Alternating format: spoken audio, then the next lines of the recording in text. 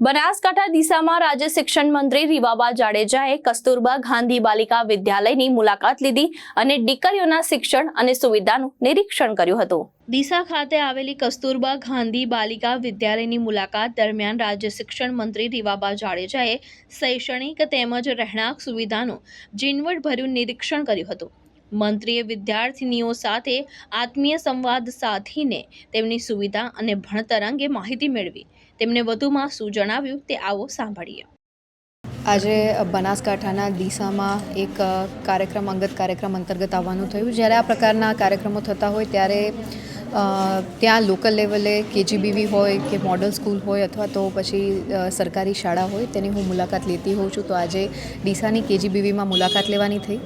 અહીં વ્યવસ્થા જોઈ અને જે બાળકીઓ અભ્યાસ કરે છે એમને કનેક્ટિવિટી માટે મોડેલ સ્કૂલ આપવામાં આવેલી છે। દીકરીઓ સાથે સંવાદ કરવાની તક મળી અને ખૂબ જ સરસ ઉત્સાહપૂર્વક દીકરીઓએ પણ પાર્ટિસિપેશન કર્યું અને આપણી ગુજરાતની દીકરીઓમાં ખૂબ જ ટેલેન્ટ કૌશલ્ય છે, એ દરેક ક્ષેત્રમાં આગળ વધી શકે એ માટેનું મંચ એમને શિક્ષણ વિભાગ દ્વારા પ્રોવાઈડ કરવામાં આવે છે। ત્યારે સમગ્ર ગુજરાતમાં લગભગ 259 જેટલી કેજીબીવી છે, જેમાં 33,000 કરતાં વધારે દીકરીઓ અભ્યાસ કરી રહી છે। તો આ પ્રકારની ફેસિલિટી એ દીકરીઓના સર્વાંગી વિકાસ માટે અને ઘરથી દૂર રહી અને ઘર જેવા વાતાવરણમાં, ચાહે એમના પોષણની વાત આવે, ચાહે એમના શિક્ષણની વાત આવે, ચાહે એમના સર્વાંગી વિકાસની વાત આવે, મૂલ્યો આધારિત શિક્ષણની વાત આવે, આ તમામ આયામોમાં ધ્યાન રાખીને શિક્ષણ વિભાગ સતત કાર્યરત છે। ત્યારે એવી જ રીતે આજરોજ ડીસા ખાતેની કેજીબીવીમાં દીકરીઓ સાથે મુલાકાત કરવાનો અવસર મળ્યો અને એ તમામ દીકરીઓને તેમજ કેજીબીવીના સ્ટાફને હું ખૂબ હૃદયપૂર્વકની શુભકામનાઓ આપું છું।